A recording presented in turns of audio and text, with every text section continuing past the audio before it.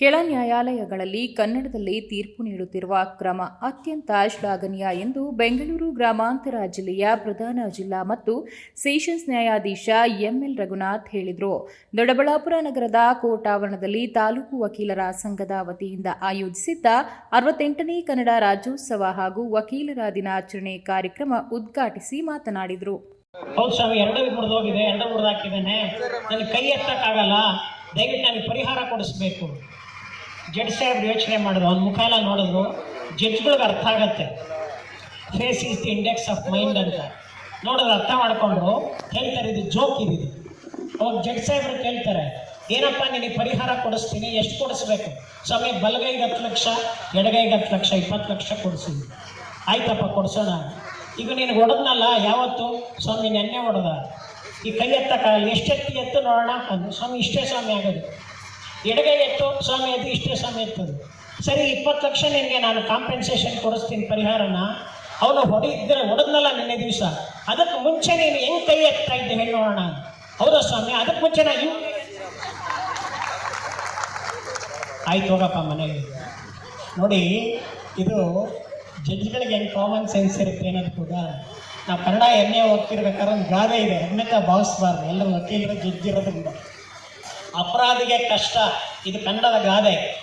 ಅಪರಾಧಿಗೆ ಕಷ್ಟ, ಫಿರ್ಯಾದಿಗೆ ನಷ್ಟ, ಲಾಯರ್ಗೆ ಅದೃಷ್ಟ, ಜಡ್ಜಿ ಸಾಹೇಬ್ರು ಇಷ್ಟ, ಕೋರ್ಟ್ಗೆ ಹೋದ ಭ್ರಷ್ಟ ಅಂತ ಒಂದು ಕನ್ನಡದ ಗಾದೆ ಇದೆ. ಯಾರು ಅನ್ಯತಾ ಭಾವಿಸಬಾರ್ದು. ಯಾಕೆಂದರೆ ಕನ್ನಡಿಗರು ಎಲ್ಲದರ ಬಗ್ಗೆನ ಗಾದೆಗಳನ್ನು ಮಾಡಿದ್ದಾರೆ. ಇದೆ ಅನ್ನೋದಕ್ಕೆ ಒಂದು ಉದಾಹರಣೆ.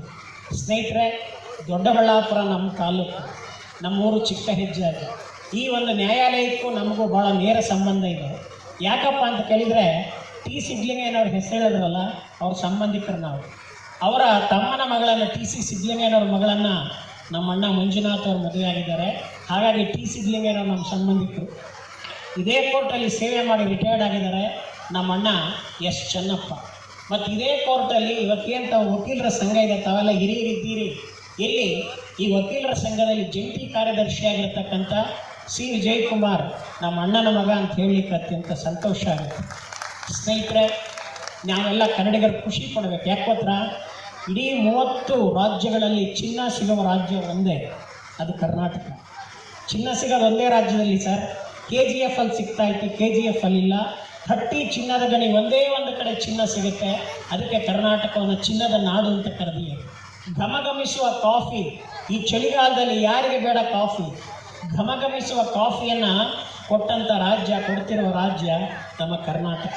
ಇಡೀ ದೇಶದಲ್ಲಿಯೇ highest GST, goods and service tax ಕಟ್ತಿರ್ತಕ್ಕಂಥ 2ನೇ ರಾಜ್ಯ ನಮ್ಮ ಕರ್ನಾಟಕ. 5500 ಸಾಫ್ಟ್ವೇರ್ ಕಂಪ್ನಿಗಳಿದೆ. 18 ಲಕ್ಷ ಜನ ಸಾಫ್ಟ್ವೇರ್ ಇಂಜಿನಿಯರ್ಗಳು ಕೆಲಸ ಮಾಡ್ತಾ ಇದ್ದಾರೆ. 55 ಲಕ್ಷ ಜನ ಇವತ್ತು ಔಟ್ಸೋರ್ಸಾಗಿ ಕೆಲಸ ಮಾಡ್ತಾರೆ. ಇಷ್ಟು ಜನಕ್ಕೆ ಕೆಲಸ ಕೊಟ್ಟಿರ್ತಕ್ಕಂಥ ಬ್ರೈನ್ ಆಫ್ ಇಂಡಿಯಾ ನಮ್ಮ ಬೆಂಗಳೂರು. ನಾವು ಖುಷಿ ಪಡಬೇಕು, ಸಂತೋಷ ಪಡಬೇಕು. ಇಂಥ ಕರ್ನಾಟಕದಲ್ಲಿ ನಾವು ಹುಟ್ಟಿದ್ದೀವಲ್ಲ ಅಂಥೇಳಿ. ಸ್ನೇಹಿತರೆ, ಇವತ್ತು ನೋಡಿ, ಮನುಷ್ಯನಿಗೆ 30ಕ್ಕೆ ಅಲ್ಸರ್, 40ಕ್ಕೆ ಬ್ಲಡ್ ಪ್ರೆಷರ್, ಸಾಹೇಬ್ರು ಹೇಳ್ತಾ ಇದ್ರು, 50ಕ್ಕೆ ಶುಗರು, 60ಕ್ಕೆ ಕ್ಯಾನ್ಸರು, 70ಕ್ಕೆ ಢಮಾರ್. ಈ ಥರ ಪರಿಸ್ಥಿತಿಯಲ್ಲಿ ನಾವು ಬದುಕ್ತಾ ಇದ್ವಿ. ಹಿಂಗಿರುವಾಗ ಯಾರಿಗೂ ಕಾಯಿಲೆ ಬರಬಾರ್ದು. ಒಳ್ಳೆ ಊಟ ಅಂದರೆ ರಾಗಿಯನ್ನು ತಿಂದವನ ನಿರೋಗಿ, ಜೋಳ ತಿಂದವನ ತೋಳ. ಈ 2 ಬೆಳೆಯ ರಾಜ್ಯ ನಮ್ಮ ಕರ್ನಾಟಕ. ಜೋಳ ತಿಂದವನ ತೋಳ ಆದ, ರಾಗಿ ತಿಂದವನ ನಿರೋಗಿ ಆದ. ಸ್ವಾಮಿ, ಶುಗರ್ ಇದೆ, ರಾಗಿ ಮುದ್ದೆ ಊಟ ಮಾಡಿ, ರಾಗಿ ರೊಟ್ಟಿ ತಿನ್ನಿ, ರಾಗಿ ಅಂಬ್ಲಿ ಕುಡೀರಿ, ಜೋಳದ ರೊಟ್ಟಿ ತಿನ್ನಿ, ಜೋಳದ ಮುದ್ದೆ ಊಟ ಮಾಡಿ, ಕಾಯಿಲೆಗಳು ಬರಲ್ಲ. ಇಂತಹ ಒಂದು ಸುಂದರವಾಗಿರ್ತಕ್ಕಂಥ, ಅದ್ಭುತವಾಗಿರ್ತಕ್ಕಂಥ ರಾಜ್ಯದಲ್ಲಿ ನಾವಿದ್ದೀವಲ್ಲ ಅಂತ ಖುಷಿ ಪಡಬೇಕು. ಇವತ್ತು ವಕೀಲರ ದಿನ, ಡಿಸೆಂಬರ್ 3ನೇ ತಾರೀಕು ಪ್ರತಿ ವರ್ಷ ವಕೀಲರ ದಿನವನ್ನು ಆಚರಣೆ ಮಾಡ್ತಾರೆ. ನಾನು ಗೂಗಲಲ್ಲಿ ಸರ್ಚ್ ಮಾಡ್ತಾ ಇದ್ದೆ.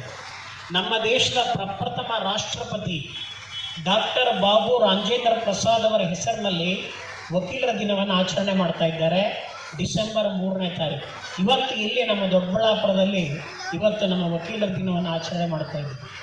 ದೇಶ ಕಂಡಂತಹ ಪ್ರಪ್ರಥಮ ರಾಷ್ಟ್ರಪತಿ, ಭಾರತ ರತ್ನ, 12 ವರ್ಷ ದೇಶ ಆಳಿದಂಥ ರಾಷ್ಟ್ರಪತಿ ಡಾಕ್ಟರ್ ಬಾಬು ರಾಜೇಂದ್ರ ಪ್ರಸಾದ್ ಅವರ ಹೆಸರಲ್ಲಿ ನಾವು ವಕೀಲರ ದಿನವನ್ನು ಆಚರಣೆ ಮಾಡ್ತಾ ಇದ್ದೇವೆ. ಇವತ್ತಿಲ್ಲಿ ಆಚರಣೆ ಆಗ್ತಾ ಇದೆ. ಸಾಹೇಬರು ಭಾಳ ಚೆನ್ನಾಗಿ ಮಾತಾಡೋದು, ಜಡ್ಜ್ ಸಾಹೇಬರು, ಅತಿಥಿಗಳೆಲ್ಲ. ನೋಡಿ, ಕೋರ್ಟಿಗೆ ಬರ್ತಕ್ಕಂಥ ಜನ justice delay is justice denied ಅಂತ. ಡಿಲೇ ಆದಷ್ಟು ಕೂಡ ಜಡ್ಜ್ಮೆಂಟು, ಯಾಕೆಂದರೆ ನ್ಯಾಯಾಂಗದ ಬಗ್ಗೆ ಜನಸಾಮಾನ್ಯರಿಗೆ, ಬಡವರಿಗೆ ಉತ್ಸಾಹ ಮತ್ತು ಇದು ಒಂದು ಏನು ಮನಸ್ಥಿತಿ ಕಡಿಮೆ ಆಗ್ತಾ ಹೋಗುತ್ತೆ. ಅದಕ್ಕೆ ನಾನು ಇಲ್ಲಿರ್ತಕ್ಕಂಥ ಹಿರಿಯರು, ಯಾಕೆಂದರೆ ಕೋರ್ಟಿಗೆ ಬಂದರೆ ನಾನು ಹೇಳಿದ್ನಲ್ಲ, ಫಿರ್ಯಾದಿಗೆ ನಷ್ಟ, ಕೋರ್ಟ್ಗೆ ಹೋದಲ್ಲಿ ನಷ್ಟ ಅಂಥ ಪರಿಸ್ಥಿತಿ ಆಗಬಾರ್ದು. ಹೆಚ್ಚೆಚ್ಚು ಬೇಗ ತೀರ್ಪುಗಳಾದಷ್ಟು ಕೂಡ ಸಂತೋಷ.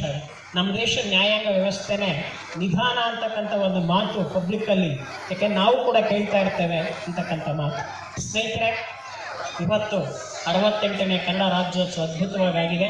ನಾನು ಇದೇ ರೀತಿ ಒಂದು ಕಾರ್ಯಕ್ರಮಕ್ಕೆ ಹೋಗಿದ್ದೆ. ಜೋಕ್ ಹೇಳ್ಬಿಟ್ಟು ನಾನು ಮಾತು ಮುಗಿಸ್ತೇನೆ. ನಾನು ತುಂಬ ಮಾತಾಡಬೇಕಂತಿದ್ದೆ. 300 ಸಿನಿಮಾ ಮಾಡಿದ್ದೇನೆ, ಒಂದು 25 ದೇಶಕ್ಕೆ ಹೋಗಿದ್ದೇನೆ, ಭಾರತದ ಎಲ್ಲ ರಾಜ್ಯಗಳು ನೋಡಿದ್ದೇನೆ, ಕರ್ನಾಟಕದ ಎಲ್ಲ ಜಿಲ್ಲೆಗಳಲ್ಲಿ ಕಾರ್ಯಕ್ರಮ ಕೊಟ್ಟಿದ್ದೇನೆ. ಆದರೆ ಇವತ್ತು ಸಮಯ ಇಲ್ಲ. ಇನ್ನೊಮ್ಮೆ ಸೇರೋಣ, ಇನ್ನೊಮ್ಮೆ ಹೆಚ್ಚು ಮಾತಾಡ್ತಕ್ಕಂಥ ಅವಕಾಶ ಸಿಗಲಿ ಅಂತ ಹೇಳ್ತಾ, ನಮ್ಮ ದೊಡ್ಡಬಳ್ಳಾಪುರ ವಕೀಲರ ಸಂಘದವರಿಗೆ ನಾನು ಅತ್ಯಂತ ಆಭಾರಿಯಾಗಿದ್ದೇನೆ. ನನ್ನನ್ನು ಇವತ್ತಿಗೆ ಕರೆಸಿ ನಿಮ್ಮನ್ನೆಲ್ಲ ನೋಡ್ತಕ್ಕಂಥ ಸೌಭಾಗ್ಯ. ನಮ್ಮೂರು ಚಿಕ್ಕ ಹೆಜ್ಜಾಜಿ, ಇಲ್ಲೇ ಪಕ್ಕದಲ್ಲೇ ಒಂದು 10-12 ಕಿಲೋಮೀಟರ್ ದೂರದಲ್ಲಿದೆ ಸ್ನೇಹಿತರೆ. ಒಂದು ಕೊನೆಯಲ್ಲಿ ಜೋಕಲ್ಲಿ ನಾನು ಮಾತು ಮುಗಿಸ್ತೇನೆ.